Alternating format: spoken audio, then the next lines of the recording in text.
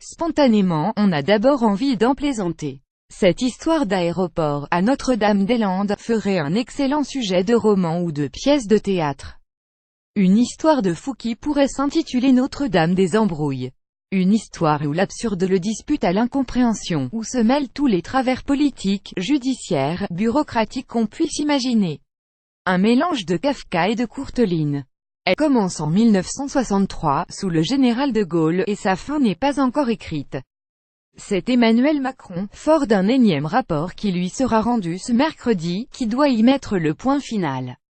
En principe car, qu'il décide ou non la construction de cet ouvrage, de nouveaux rebondissements sont à prévoir et à redouter. En fait, cette affaire est simplement scandaleuse.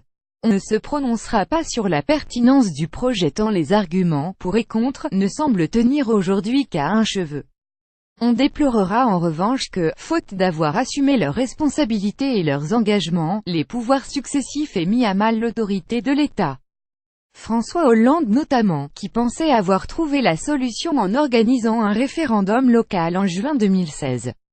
La consultation donna une large majorité à la construction de l'aéroport mais, par un coupable déni de démocratie, le résultat resta lettre morte.